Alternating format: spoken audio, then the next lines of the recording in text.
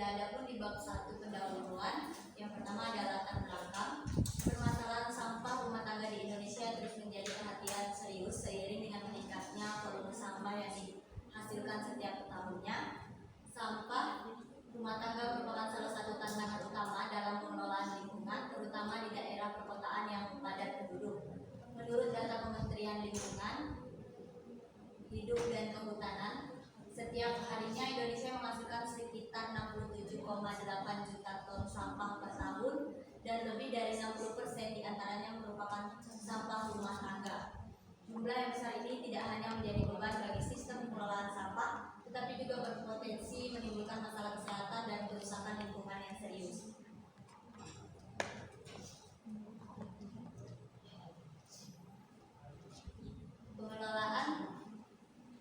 Pengelolaan sampah yang efektif sangat bergantung pada perilaku masyarakat dalam memisahkan, membuang, dan mendaur ulang sampah rumah tangga.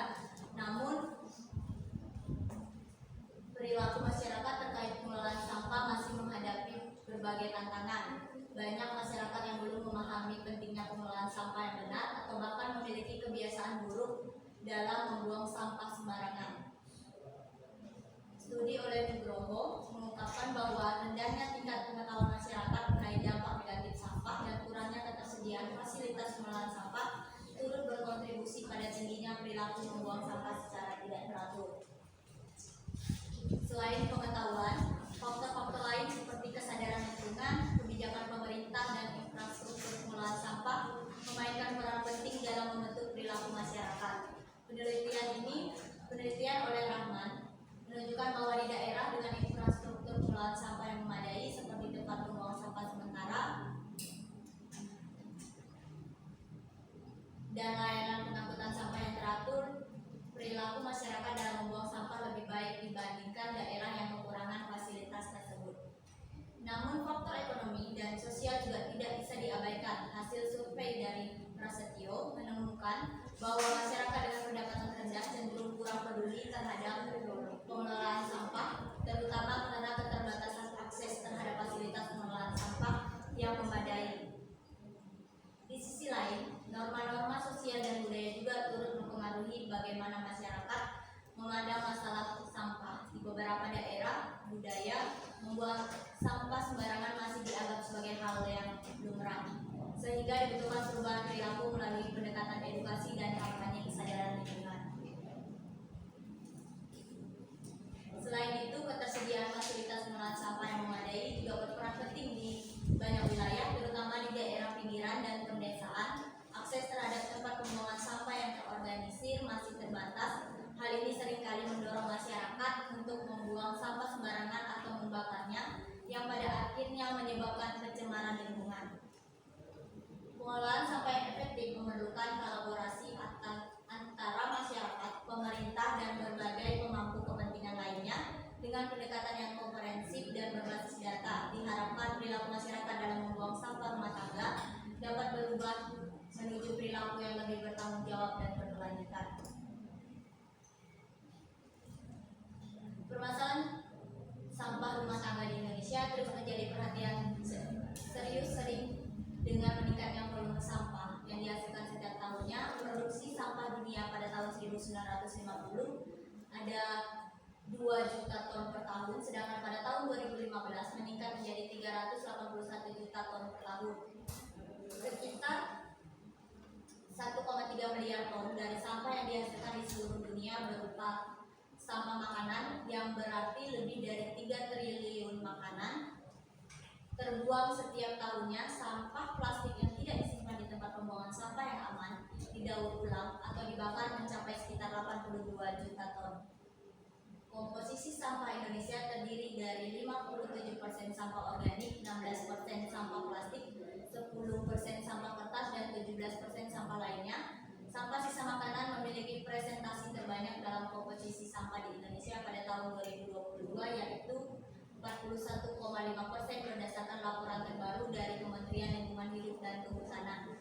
Pada tahun 2023, Indonesia memproduksi sekitar 69,9 juta ton sampah per tahun, dengan sekitar 60% berasal dari sampah rumah tangga. Sedangkan di sebagian besar sampah ini tidak dikelola dengan baik yang berdampak pada pencemaran lingkungan, penurunan kualitas kesehatan masyarakat, dan peningkatan emisi gas rumah kaca akibat pembusukan sampah organik. Melihat kondisi tersebut, penulis melakukan penelitian tentang analisis faktor-faktor yang berhubungan dengan perilaku masyarakat dalam membuang sampah rumah tangga di Desa Sepulut, Kecamatan Sepau, Kabupaten Sintang tahun 2024. Adapun rumusan masalah, yang pertama pernyataan masalah. Dalam Perpres, pemerintah menetapkan target pengelolaan sampah yang ingin dicapai adalah 100% sampah terkelola dengan baik dan benar.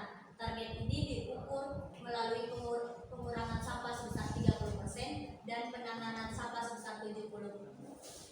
Pemerintah juga telah menetapkan Peraturan Presiden Nomor 97 Tahun 2017 tentang kebijakan dan strategi nasional pengelolaan sampah rumah tangga dan sampah sejenis sampah rumah tangga. Peraturan ini melibatkan 32 kementerian atau lembaga terkait dunia usaha, asosiasi, dan komunitas dalam pengelolaan sampah nasional.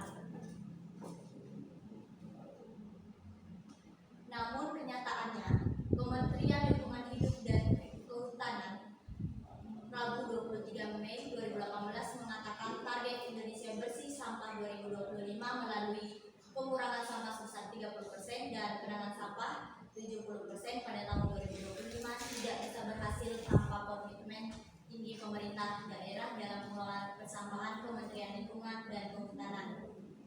Terus mendorong pemerintah daerah untuk melakukan kebijakan dan strategi penanganan sampah melalui sumber sampah sampai ke pemrosesan akhir sampah. Oleh sebab itu, kejadian ini tentu akan menjadi permasalahan bila tidak ditangani dan tidak ditindaklanjuti secara serius, atau bahkan target yang telah ditetapkan tidak akan pernah tercapai. Besarnya sampah yang terjadi dipengaruhi oleh beberapa faktor sehingga penting untuk diketahui dan dipertimbangkan dalam upaya pengurangan dan penanganan sampah di Desa Sepulut, Kecamatan Sepau, Kabupaten Sintang. Adapun pertanyaan penelitian, merujuk dari permasalahan di atas, maka pertanyaan penelitian dalam penelitian ini yaitu apa saja faktor-faktor yang berhubungan dengan perilaku masyarakat dalam membuang sampah rumah tangga di Desa Sepulut, Kecamatan Sepau, Kabupaten Sintang tahun 2024.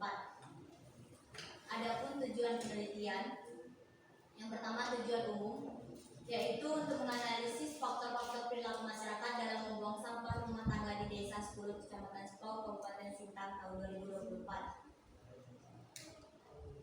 Tujuan khusus yang pertama untuk mengetahui hubungan pendidikan dengan perilaku masyarakat dalam membuang sampah rumah tangga di Desa Sepulut.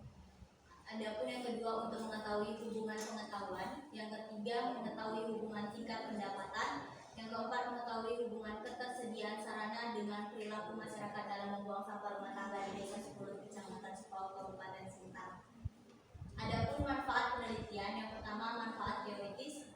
Hasil penelitian ini diharapkan dapat memberi kontribusi bagi pengembangan ilmu kesehatan masyarakat berupa hubungan perilaku masyarakat dalam membuang sampah rumah tangga. Yang kedua ada manfaat praktis bagi peneliti. Penelitian ini dapat menambahkan pengetahuan dan wawasan penulis mengenai cara mendapatkan data dan analisa data, serta penulis dapat mengaplikasikan ilmu yang didapat dari perkuliahan sehingga penulis dapat mengetahui faktor-faktor yang berhubungan dengan perilaku masyarakat dan dalam membuang sampah rumah tangga di Desa Sepulut, Kecamatan Sepau, Kabupaten Sintang. Yang kedua ada bagi masyarakat. Hasil penelitian ini diharapkan dapat menambah pengetahuan bagi masyarakat tentang dampak-dampak perilaku dalam membuang sampah rumah tangga. Yang ketiga bagi sekolah, hasil penelitian ini dapat dijadikan referensi tambahan yang dapat digunakan sebagai sumber bacaan bagi mahasiswa yang dapat menambah peningkatan wawasan dan keilmuan, terutama mengenai metodologi penelitian. Adapun ruang lingkup penelitian, penelitian ini hanya pada bidang ilmu kesehatan masyarakat dengan ruang lingkup analisis perilaku masyarakat dalam membuang sampah rumah tangga di Desa Sepulut, Kecamatan Sepau, Kabupaten Sintang 2024. Adapun keaslian penelitian, yang pertama ada penelitian judul peneliti Muhammad Rianto, judulnya faktor yang berhubungan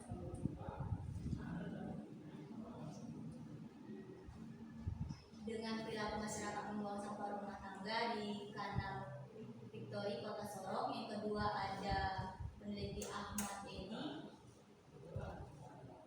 yaitu yang perilaku dalam sampah, faktor-faktor yang berhubungan dengan perilaku masyarakat dalam membuang sampah rumah tangga ke sungai di Desa Pemarang Kanan, Kabupaten Tabolang tahun 2019.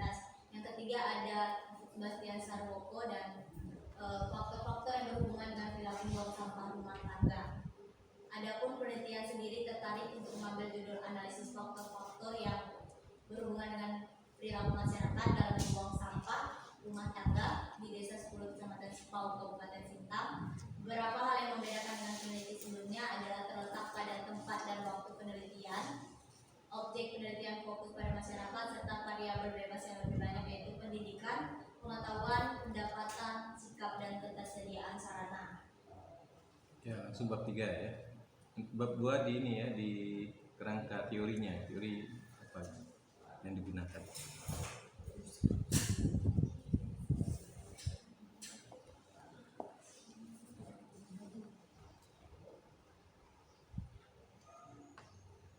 Ya, adapun kerangka teori yaitu faktor predisposisi. Yang pertama ada pendidikan, pengetahuan, pendapatan, sikap, sosial budaya. Faktor pendukung ada ketersediaan sarana, faktor penguat ada pelayanan kesehatan dan lingkungan.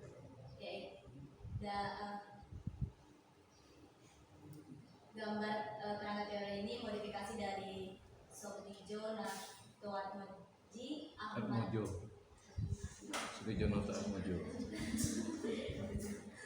dan Ahmad Zeni dan Saifuddin Aswar.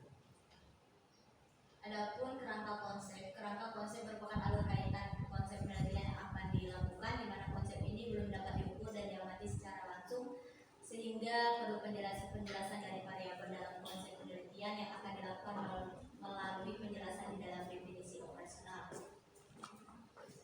Adapun kerangka konsep penelitian ini, yang pertama ada variabel bebasnya, yaitu pendidikan, pengetahuan, tingkat pendapatan, sikap, dan ketersediaan sarana. Sedangkan variabel terikatnya yaitu perilaku masyarakat dalam membuang sampah. Adapun variabel penelitian berdasarkan hubungan fungsional dan peran variabel dibedakan menjadi dua, yaitu variabel bebas yang merupakan variabel yang mempengaruhi atau yang menjadi sebab perubahannya atau timbulnya variabel dependen atau terikat. Pada penelitian ini variabel bebasnya yaitu pendidikan, pengetahuan, tingkat pendapatan, sikap, dan ketersediaan sarana. Adapun variabel terikat adalah variabel yang dipengaruhi atau menjadi akibat karena adanya variabel bebas. Pada penelitian ini variabel terikatnya adalah perilaku masyarakat dalam membuang sampah.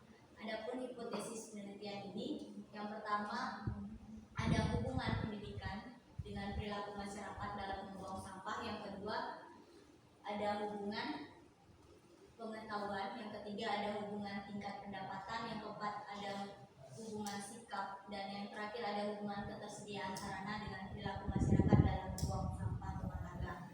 Adapun definisi operasional adalah definisi variabel yang akan diteliti secara operasional di lapangan. Definisi operasional dibuat untuk memudahkan pada pelaksanaan pengumpulan dan pengolahan serta analisis data. Ya, saya hasil ukurnya belum, Pak. Hasil ukurnya belum. Tidak apa-apa ya, apa yang adanya. Yang pertama ada pendidikan, yaitu tingkat formal pendidikan yang ditempuh oleh responden diukur berdasarkan jenjang pendidikan seperti SD, SMP, SMA, sarjana, diploma, atau lebih tinggi. Yang kedua ada pengetahuan, tingkat pemahaman atau informasi yang dimiliki oleh responden, termasuk pengertian sampah, jenis sampah, pengelolaan sampah, penyakit bawaan sampah, dan akibat sampah rumah tangga dibuang sembarangan. Yang keempat ada pendapatan, total pendapatan yang diterima per bulan berdasarkan jumlah pendapatan kepala keluarga, responden, dan keluarga lain yang bekerja dibagi dengan jumlah anggota keluarga. Sedangkan sikap, tanggapan, atau reaksi yang dimiliki responden mengenai pengertian sampah, pengelolaan sampah, dan bahaya sampah. Yang selanjutnya ada ketersediaan sarana, yaitu adanya sarana untuk membuang sampah yang dimiliki responden. Sarana untuk membuang sampah di sini adalah lubang tanah dan tertutup. Adapun perilaku sampah, cara membuang sampah, tempat membuang sampah, keadaan sampah sebelum dibuang responden, dan berapa kali responden membuang sampah. Adapun desain penelitian ini yang digunakan dalam penelitian ini yaitu jenis penelitian kuantitatif dengan rancangan prosesional. Metode penelitian kuantitatif adalah metode penelitian yang berdasarkan pada sampel tertentu. Pengumpulan data gunakan instrumen penelitian, analisis, dan bersifat kuantitatif atau statistis dengan tujuan untuk menguji hipotesis yang telah ditetapkan.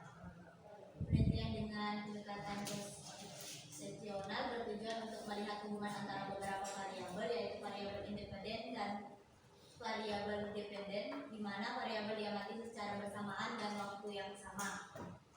Pada penelitian ini menggunakan metode kuantitatif gunanya untuk melihat apakah ada hubungan pengetahuan, pendidikan, pendapatan, sikap, dan ketersediaan sarana dengan perilaku masyarakat dalam membuang sampah rumah tangga di Desa 10, Kecamatan Sepau, Kabupaten Sintang. Tempat dan waktu penelitian ini dilaksanakan di Desa 10, Kecamatan Sepau, Kabupaten Sintang dengan waktu pelaksanaan pada bulan Oktober sampai selanjutnya. Adapun populasi dan sampel penelitian, populasi adalah merupakan wilayah generalisasi yang terdiri dari objek atau subjek yang memiliki kuantitas dan karakteristik tertentu yang ditetapkan oleh peneliti untuk dipelajari dan kemudian ditarik kesimpulan. Natomojo mengatakan populasi merupakan keseluruhan subjek penelitian diteliti. Populasi merupakan keseluruhan sumber data yang diperlukan dalam suatu penelitian. Populasi pada penelitian ini adalah seluruh masyarakat, khususnya kepala rumah tangga yang berada di Desa 10, Kecamatan Sepau, Kabupaten Sintang pada tahun 2024. Adapun sampel yaitu objek yang diteliti dan diasumsikan mewakili seluruh populasi. Jumlah sampel dalam penelitian ini ditentukan dengan penggunaan jumlah sampel peneliti minimum sebanyak peneliti yang dapat dipertimbangkan dalam penelitian ini. Sedangkan metode statistik untuk menentukan ukuran sampel adalah Stanley Ratio.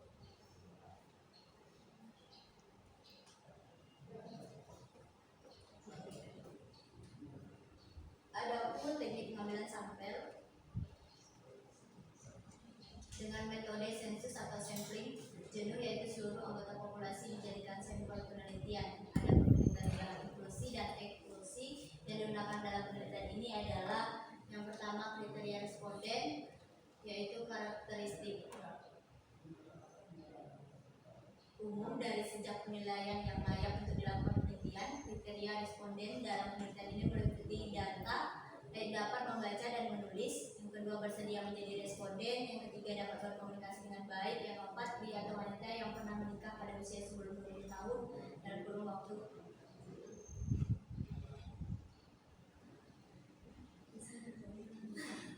yang sumber data. Jenis data yang digunakan dalam penelitian ini adalah jenis kuantitatif yang disuguhkan dalam bentuk angka-angka. Adapun sumber data yang digunakan dalam penelitian ini yang pertama ada data primer. 10 pindah ke dak gajah ya.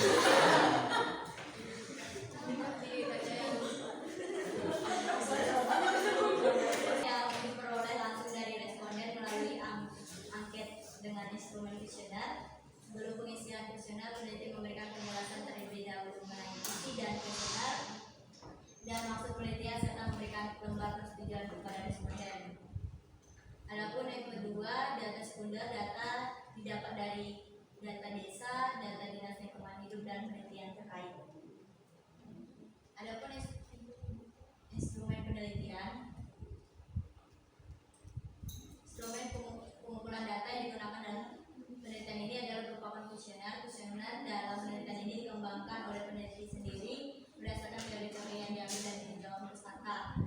Kuesioner adalah suatu daftar yang berisi pertanyaan-pertanyaan yang harus dijawab atau dikerjakan oleh responden yang ingin diselidiki. Kuesioner ini digunakan untuk mengetahui tanggapan responden terhadap pertanyaan yang diajukan. Dengan kuesioner ini, responden mudah memberikan jawaban karena alternatif jawaban sudah disediakan dan membutuhkan waktu singkat dalam menjawabnya. Alat-alat yang digunakan untuk mengumpulkan data pada penelitian ini yaitu ada satu inform concern, adalah lembar tujuan untuk menjadi responden, yang kedua ada kuesioner merupakan pertanyaan terstruktur yang dijawab langsung oleh responden. Untuk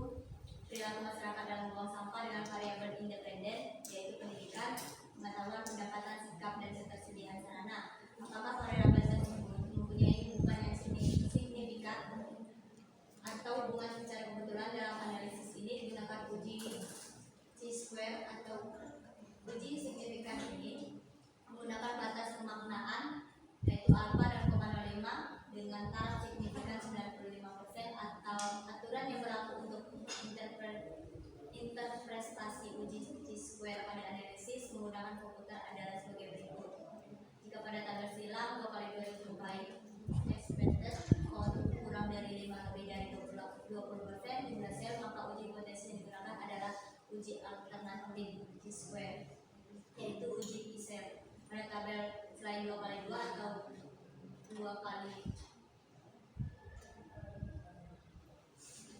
Ya, 2 kali 2 Fisher exact test. Akan dilakukan penggabungan sel, kemudian ulangi kembali analisis dengan uji T-square.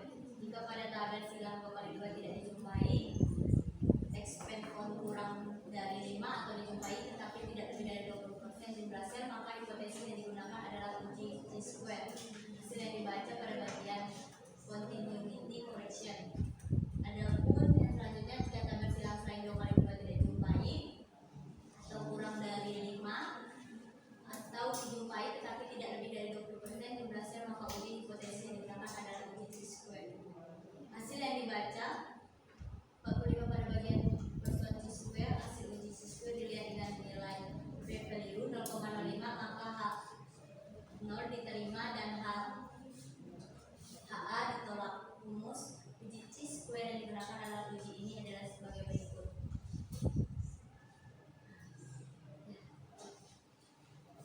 Ya, penelitian cross seksional merupakan penelitian yang digunakan data prevalensi. Rasio prevalensi dapat dihitung dengan